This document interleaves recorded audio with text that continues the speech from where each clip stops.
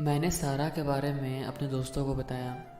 यार एक डर सा भी था कि सारा इतनी खूबसूरत है तो उसके चाहने वाले बहुत सारे होंगे। हम लोग ऐसी बात पे बात कर रहे थे कि अचानक किसी के दिमाग की घंटी बजी। मीन्स उस इंसान की जो इंसान आज तक कुछ सोचा भी नहीं, पर कभी कभी वो फ़ायदे कर जाते हैं। फिर उनमें से एक ने बोला, यार मेरे पास एक आइडिया है। तो हमें आइडिया ही चाहिए थी, तो बीएसएनएल तो लेंगे नहीं। सो मैंने बोला हाँ बोल। तो उसने बोला, हम में से कोई अगर सारा को जाके प्रपोज करता है और वो एक्सेप्ट कर लेती है या फिर नहीं करती है या फिर बोल देती है कि मैं किसी से प्यार करती हूँ, तो समझ जाना कि तुम जिसके पीछे लगे हो ना, उसे कोई और ही उड़ा के ले गया है। यहाँ तक तो ठीक था, हमें कंफ्यूजन से मुक्ति मिल जाएगी, पर यह काम करेगा कौन। आज इतने दिन के बाद रोहित की दिमाग की घंटी बजी थी। सामने तो कोई नहीं था, बस रोहित ही खड़ा था। क्लियर था, यह काम सिर्फ वही कर सकता है जिसने इस तरीके को बताया है। अब बात यह है कि उससे वो काम कराना है तो पहले उसको पटाना होगा। मैंने उसे बहुत बार बोला, यार तू मेरा सच्चा दोस्त है, तू मेरा प्यार है, अपने भाई के लिए इतना नहीं कर सकता। उसने हाँ तो बोल दी थी, पर उसके चेहरे पे गुस्सा और दुख दोनों साफ दिख रहे थे। तो अगली सुबह रोहित के लिए बहुत ही खास थी। हम सब ने गुलाब लिया और रोहित को दे दिया। अब बाकी जो भी करना था रोहित को करना था, और जो उसके आगे हुआ वो बाकी ही बहुत ही मज़ेदार था। हम सब तो पीछे से देख रहे थे कि क्या चल रहा है, और बल्कि जो स्टेज पे परफॉर्म कर रहा था वो हमारा रोहित ही था।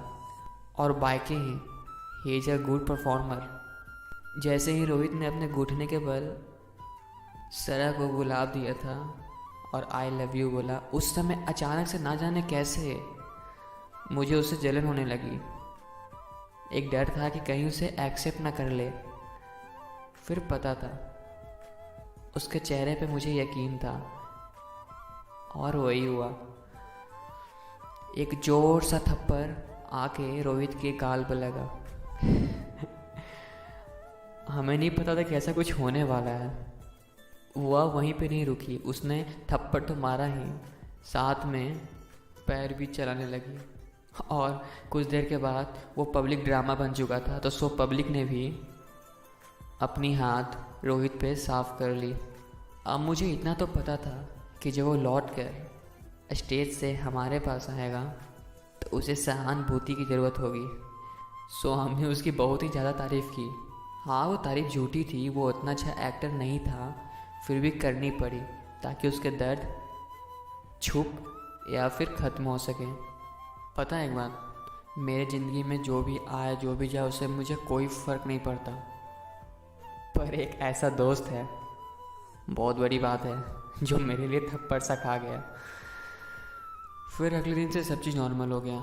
मैं उसका इंतज़ार छत पे करता और वो नहीं आती। फिर सडनली मैंने देखा कि उसका फ्रेंड रिक्वेस्ट आया हुआ था। रिक्वेस्ट को एक्सेप्ट किया और फिर एक सवाल पूछ डाला, तुमने रिक्वेस्ट क्यों भेजा? उसने बोला क्या? मैंने बोला सॉरी यार, क्या क्या मैं बोल रहा हूँ वो मुझे खुद नहीं पता। बोली कोई नहीं, तुम पहले भी ऐसे थे और अभी वैसे ही हो। फिर मैंने बोला if you don't mind can be friend. फिर उसने हंस के बोला हम फ्रेंड ही हैं, और हाँ सिड, बस फ्रेंड, उससे ज़्यादा की उम्मीद नहीं रखना। मैंने उसे तो बोला नहीं, पर उम्मीद पे ही दुनिया कायम है।